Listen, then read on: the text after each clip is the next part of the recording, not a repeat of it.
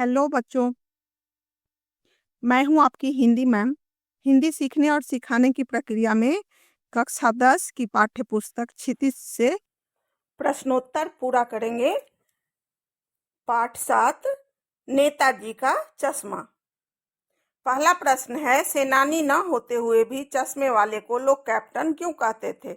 इसका उत्तर होगा, चश्मा वाला एक गरीब इंसान था। वह फौज में या सेनानी नहीं था। सेनानी न होते हुए भी उसके दिल में देश के लिए प्रेम और देशभक्तों के लिए सम्मान की भावना थी। यह इस बात से पता चलता है कि नेताजी की मूर्ति को बिना चश्मे के देखना उसे अच्छा नहीं लगता था। वह उनकी मूर्ति पर चश्मा लगा देता था। देशभक्ति की भावना देखकर ही लोग उसको कैप्टन कहते थे। दूसरा प्रश्न है, हालदार साहब ने ड्राइवर को पहले चौराहे पर गाड़ी रोकने के लिए मना किया था, लेकिन बाद में तुरंत रोकने को कहा। क, हालदार साहब पहले मायूस क्यों हो गए थे? ख, मूर्ति पर सरकंडे का चश्मा क्या उम्मीद जगाता है? ग, हालदार साहब इतनी सी बात पर भावुक क्यों हो उठे? का उत्तर होगा, हालदार साहब यह सोचकर मायूस हो गए थे कि अब कस्बे के चौराहे पर नेताजी की मूर्ति तो होगी, पर चश्मा नहीं होगा, क्योंकि कैप्टन मर गया था। बिना चश्मे के नेताजी की मूर्ति को देखना उन्हें आहत करता, इसलिए वह मायूस हो गए थे। ख का उत्तर होगा, मूर्ति पर बच्चों द्वारा बनाई गई सरकंडे का चश्मा यह उम्मीद जगाता है कि देश के लिए प्रेम या भक्ति कभी भी समाप्त नहीं हो सकती। बच्चों के द्वारा देशभक्ति की भावना पीढ़ी दर पीढ़ी चलती रहेगी। ग का उत्तर होगा, हालदार साहब सोच रहे थे कि लोगों में देशभक्ति समाप्त होती जा रही है।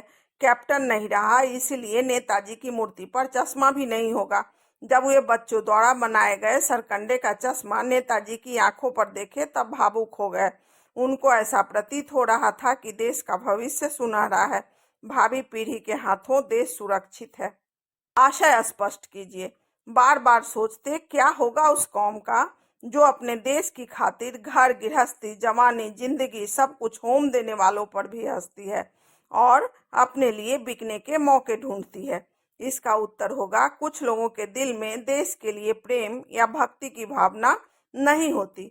वे इतने स्वार्थी होते हैं कि अपने देश के लिए कुर्बानी देने वालों पर भी हंसते हैं। उन्हें कुर्बानी का महत्व नहीं पता होता है। वे सिर्फ अपने स्वार्थ सिद्धि के लिए देश में रहते हैं, परंतु उन्हें देश से या देशभक्तों से कोई लगाव नहीं होता। चौथा प्रश्न है, पान वाले का एक रेखा चित्र प्रस्तुत कीजिए। इसका उत्तर होगा, पान वाला एक काला और मोटा व्यक्ति था। उसकी तोंद निकली हुई थी। ज्यादा पान खाने से उसके दांत लाल काले हो गए थे। पान वाला खुश मिजाज रहने वाला व्यक्ति था, इसलिए वह पान खिलाने के अलावा लोगों से बातें भी करता रहता था। उसके दिल में देशभक्तों के लिए कोई लगाव नहीं था। वह लोगों का मजाक उड़ाने से भी नहीं चूकता था, परंतु उसके दिल में दया की भावना थी। वह लोगों के दुख से दुखी हो जाता था। पांचवा प्रश्न है, वो लंगड़ा क्या जाएगा फौज में? पागल है पागल। कैप्टन के प्रति पान वाले की इस टिप्पणी पर अपनी प्रतिक्रिया लिखिए। इसका उत्तर होगा, पान वाला कैप्टन चश्मे वाले का मजाक उड़ाते हुए ऐसा कहा कि वह लंगड़ा क्या जाएगा फौज में। पान वाला कैप्टन की देशभक्ति को समझ ही नहीं पाया था। उसके द्वारा कैप्टन का इस तरह से मजाक उड़ाया जाना उचित नहीं है। वास्तव में कैप्टन मजाक उड़ाने के लायक नहीं, बल्कि सम्मान का अधिकारी था। बिना किसी लालच के उसके द्वारा नेताजी की आंखों पर चश्मा लगाया जाना उसकी देशभक्ति को प्रकट करता है। साथ ही वह लोगों के दिल में देशभक्ति की भावना पैदा करने की क्षमता रखता है। छठा प्रश्न है, निम्नलिखित वाक्य पात्रों की कौन सी विशेषता की ओर संकेत करते हैं? क, हालदार साहब हमेशा चौराहे पर रुकते और नेताजी को निहारते। ख, पान वाला उदास हो गया। उसने पीछे मुड़कर मुंह का पान नीचे थूका और सिर झुकाकर अपनी धोती के सिरे से आंखें पोंछता हुआ बोला, साहब कैप्टन मर गया। ग, कैप्टन बार बार मूर्ति पर चश्मा लगा देता था। क का उत्तर होगा, हालदार साहब के मन में देश और देशभक्तों के प्रति आदर सम्मान की भावना थी वे रुककर नेताजी द्वारा दिए गए नारों को याद करते हुए उनकी मूर्ति को ध्यान से निहारते थे। बिना चश्मे के मूर्ति देखना उन्हें आहत करता था।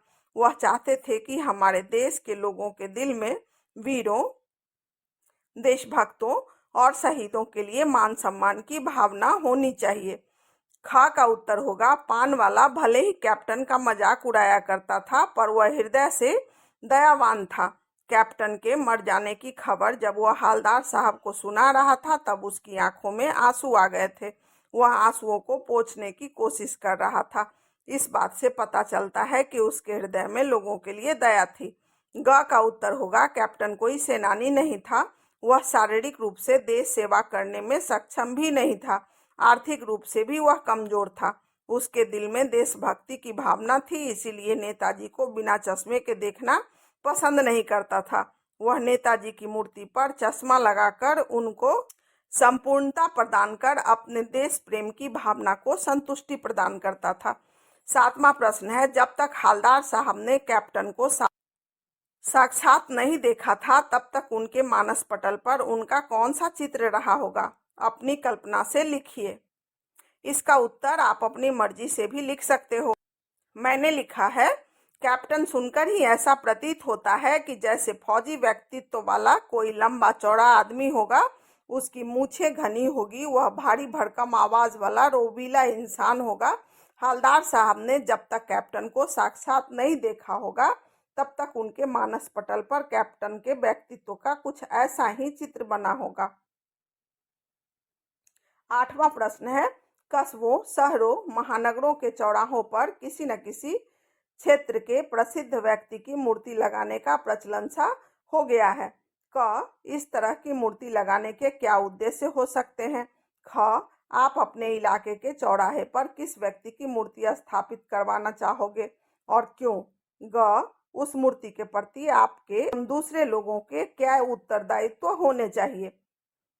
क का उत्तर होगा, कस्बों, शहरों, महानगरों के चौराहों पर महान विभूतियों की मूर्ति लगाने का उद्देश्य सजावटी या स्वार्थ सिद्धि के लिए नहीं बल्कि प्रेरणादायक होना चाहिए। मूर्ति लगाने का उद्देश्य यह होना चाहिए कि उसे देखकर भावी पीढ़ी उनसे प्रेरणा ले सके, उनके महान कार्यों को भूलें नहीं बल्कि उन पर विचार विमर्श कर सके। उनको और देश के लिए किए गए उनके महान कार्यों को याद रखना इसके उद्देश्य हो सकते हैं। ख का उत्तर आप अपनी मर्जी से दे सकते हो, क्योंकि आपके जो भी व्यक्ति आपके आदर्श होंगे आप उनके बारे में लिख सकते हो। मैंने यहाँ लिखा है कि मैं अपने इलाके के चौराहे पर मदर टेरेसा की मूर्ति लगवाना चाहूँगा या चाहूँगी। मदर टेरेसा ने मानवता के क्षेत्र में महान कार्य कर मिसाल कायम किया। उनसे प्रेरित होकर यदि लोगों में, खासकर नई पीढ़ी में इंसानियत की भावना में बढ़ोतरी होगी तो देश में खुद ब खुद शांति रहेगी। मुझे ऐसा लगता है कि मानवता से बड़ा कोई धर्म नहीं होता है। ग का उत्तर होगा, महान लोगों की मूर्ति के प्रति लोगों का यह दायित्व होना चाहिए कि सबसे पहले वह उनके प्रति मन में सम्मान और प्रतिष्ठा की भावना रखे। वे वहां पर साफ सफाई का ध्यान रखें। समय समय पर वहां सांस्कृतिक और बौद्धिक कार्यक्रमों द्वारा उनके व्यक्तित्व पर प्रकाश डाला जाए, जिससे नई पीढ़ी को प्रेरणा प्राप्त हो सके। 9वां प्रश्न है, सीमा पर तैनात फौजी ही देश प्रेम का परिचय नहीं देते। हम सभी अपने दैनिक कार्यों में किसी न किसी रूप में देश प्रेम प्रकट करते हैं, जैसे सार्वजनिक संपत्ति को नुकसान न पहुंचाना, पर्यावरण संरक्षण आदि। अपने जीवन जगत से जुड़े ऐसे और कार्यों का उल्लेख कीजिए और उन पर अमल भी कीजिए।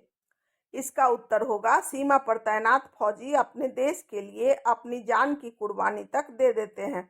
हम उनके जैसा महान नहीं हो सकते, परंतु वो अपने दैनिक कार्यों द्वारा देश प्रेम की भावना को बढ़ावा दे सकते हैं। सीमा पर तैनात फौजी का देश प्रेम अत्यंत उच्च कोटि का और अनुकरणीय होता है। हम लोग भी विभिन्न कार्यों के माध्यम से देश प्रेम को प्रकट कर सकते हैं।